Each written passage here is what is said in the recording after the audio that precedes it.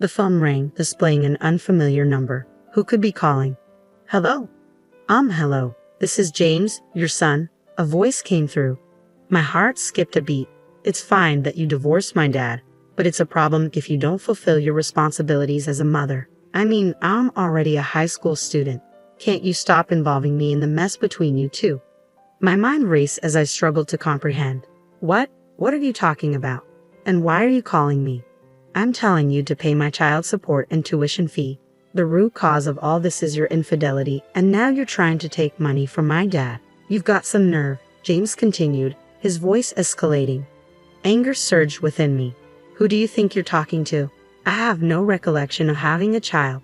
Have you gone crazy, or are you trying to avoid pain by playing games? Don't mess with me, James retorted. But I wasn't joking. James must think I'm messing with him, but I'm surprisingly serious. As I said earlier, James is not my child. About 14 years ago, I was married to my ex-husband, and we were approaching our 3rd year together.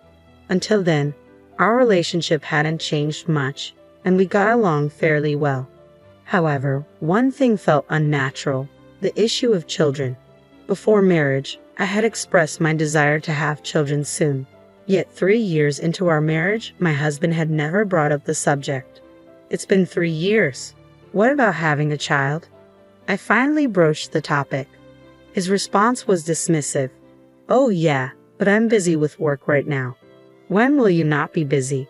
You always say that, and it's been dragging on until now. Our conversation took a strange turn, leaving me unsettled.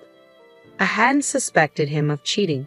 I was simply trying to convey that if his behavior persisted, suspicions would inevitably arise. Yet for some reason, he appeared flustered, as if concealing something. This prompted me to delve into my ex-husband's activities, unveiling the truth behind his words and actions. Upon confronting him, his demeanor and the truth about his purported business trips painted a damning picture. It wasn't merely an affair, he was leading a double life. Half the month he was with me, and the other half with another family. What shocked me most was discovering that the other woman had a child. James, the same child who had called me earlier. At the time, James was merely 2 years old, oblivious to the complexities surrounding him. Was this a blessing in disguise? Regardless, someone was bound to be hurt. Deciding to confront the other woman, I approached her in the following days. Despite her immediate recognition of me, her demeanor was hardly welcoming. Amidst the tense atmosphere, I wasted no time in addressing my concerns. I questioned the morality of my ex-husband's double life and sought clarity regarding the child's parentage. Her response was disconcertingly composed. She showed no signs of guilt or remorse. Confidently, she asserted her role as James's mother, contrasting starkly with my ex-husband's attempts at concealment. Feeling somewhat overpowered by her unwavering demeanor, I pressed on, inquiring about her plans for the future. I have no intention of altering my current lifestyle. I'm content with it. However, I can't shake the feeling that he has no desire for more children. Why is that? When I informed him of my pregnancy with James, his reaction was less than enthusiastic. His response, that it wasn't the right time for a child, left me wondering if my pregnancy was merely happenstance. It made me question whether he harbored any desire for fatherhood at all. Despite his claims of loving children, his reluctance to embrace the news of our impending parenthood was puzzling. Upon sharing my doubts with the other woman, she offered a knowing smile. Isn't it curious? You who desire children conceived, while I who lacked such desire did not. Can we truly say he loves children?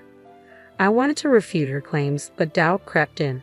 Was his declaration of love for children sincere, or merely a facade to charm me? I couldn't be certain. The woman's words lingered in my mind, casting doubt on my convictions. It seemed my ex-husband was now contemplating the prospect of children, a notion he hadn't entertained before. As I pondered her assertions, her unwavering confidence left me feeling despondent. Days later, I took decisive action, filing for divorce and expressing my intention to seek a fair division of assets. He probably learned about me from the other woman. My husband accepted everything without questioning, even our divorce and my claims. In the end, I pondered why he had married me. That remained my sole curiosity until the very end. On the day I packed my belongings and left our home, I finally asked him the burning question: why did he marry me? I'm not sure. I don't really understand it myself, he admitted. I pressed further, wondering why we had tied the knot in the first place. You're right. We shouldn't have married at all, he confessed. We made a mistake. But Susan, you know I married you because I loved you. We just made the wrong choice. Let's strive for a better life from now on. Thank you for everything. With a heavy heart, I responded, thank you too. I'll pray not to choose someone like you in the next life. And so we parted ways. I embraced my newfound single status, seeking a fresh start. I changed jobs and relocated to another state, approaching everything with a renewed perspective. It was a challenging but ultimately enriching experience. Occasionally, I received administrative messages from my ex-husband, but we never shared details of our lives. He had his path and I had mine.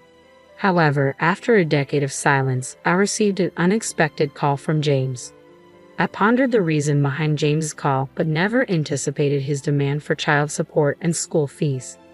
James, the product of an affair between my ex-husband and another woman, had no legal claim on me. Despite my attempts to explain this, he refused to listen. Shouldn't you feel ashamed as a mother? He accused, hurling hurtful words my way. Though his words grated on my nerves, I refrained from displaying anger, knowing it would only hinder communication. After a few moments, I seized the opportunity to speak. Firstly, how did you even get my number? I questioned. Obviously from your dad. Our family has been facing financial hardships, leading to struggles with school fees and Sarge. Dad blamed you entirely, painting me as the villain. But that's not the truth. His revelation struck a chord, explaining his anger. Yet it infuriated me to realize my ex-husband had deceived James, manipulating him against me. Dealing with this post-divorce ordeal was tiresome, but I couldn't ignore James's plight. Despite being a stranger to me, his innocence demanded compassion. Since then, I've remarried and have a child with my current husband. As a parent myself, I couldn't turn a blind eye to James' predicament. Feeling a sense of responsibility towards him, I resolved to begin by revealing the truth. At 16, James was old enough for an adult conversation. James, everything I'm about to tell you is the truth, I began. If you need proof, I can provide a DNA test. Will you listen? Aha, he nodded. I explained to James that we weren't parent and child and that I had divorced his father over a decade ago. Initially skeptical, James's demeanor shifted as I unveiled the facts. If what you're saying is true, then why did Dad make me call you? He questioned. James went on to reveal that he contributed financially by working part-time, with his father managing his earnings. Despite the family's financial struggles, James remained understanding and cooperative. But haven't you ever wondered why they can't pay for your school fees? I asked. James admitted to suspicions regarding his father's handling of finances, prompting me to consider investigating further. With James' consent and a promise to keep our conversation confidential, I embarked on a 3-week investigation into my ex-husband's affairs. And keep the contents of our call today a secret from your dad, okay? I requested. With his assurance, I commenced my inquiry into my ex-husband's actions. I enlisted the help of a private investigator and anxiously awaited the findings. Some might deem my actions excessive, but my sole motivation was James's well-being. I cared little for judgments labeling me as overly invested in someone else's affairs. When a child's welfare hangs in the balance, indifference is not an option. Amidst my determination to uncover the truth, my disdain towards my ex-husband simmered. His deceit towards his son fueled my anger, intensifying with each passing day of the investigation. After 3 weeks of anticipation, the investigator's report arrived, delivering a blow that left me reeling. Anger coursed through me as I learned the extent of my ex-husband's deception. Contrary to James's belief, my ex-husband wasn't a full-time employee but a temporary worker, recently laid off and now frequenting the unemployment office and casinos. His appearances in business attire masked his desperate job hunt, a far cry from the stable image he projected to his son. Worse still, my ex-husband shamelessly extorted money from James under the guise of remorse, only to squander it on frivolous pursuits. James's generosity, born from compassion, inadvertently funded his father's reckless habits. This revelation fueled my indignation. Such exploitation of a child's trust was unforgivable. With a determination to address James' situation, I reached out to my ex-husband's mother. Thankfully, I hadn't deleted her number. "Hello," she greeted, surprised by my call after such a long silence. "Mother-in-law, could we talk for a moment?" I requested, feeling a mix of apprehension and resolve. I explained the current predicament, sharing the truth about my ex-husband's actions. Despite our limited interaction during my marriage and subsequent divorce, I knew that my ex-husband's mother and her sister harbored no fondness for him. To my relief, she remained composed, seemingly understanding of my intentions. "I understand now. Thank you for telling me," she responded, her tone tinged with disappointment. As I recounted the details, I sensed her anger simmering on the other end of the line. "It all makes sense now," she remarked, her voice heavy with realization. "I hadn't been informed about James's birth because he was a product of his affair. He brought James around a few times, but you had just given birth and didn't want visitors, so he instructed us not to contact you." Moved by her empathy, I expressed my gratitude.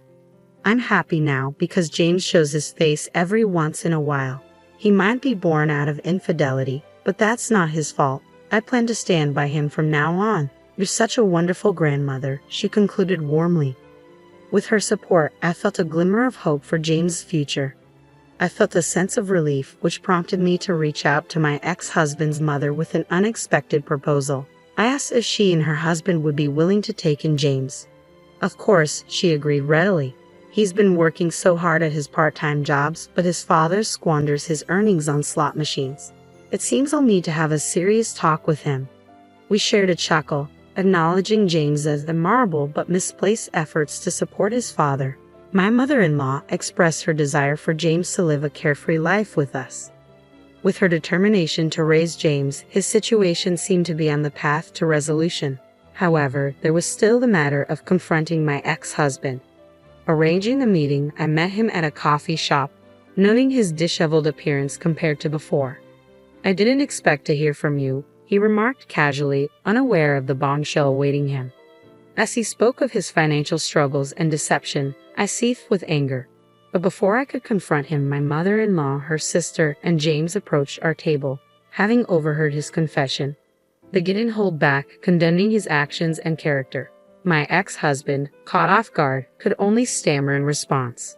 Witnessing his true nature exposed, my ex-husband faced the consequences. Under my in-laws' guidance, he was put to manual labor, his earnings deducted as child support for James' expenses. Meanwhile, James found solace with my in-laws, distancing himself from his father's toxicity.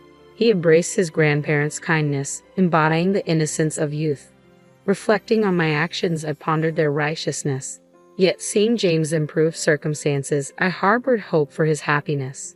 As my mother-in-law once said, "There are no sins in a child."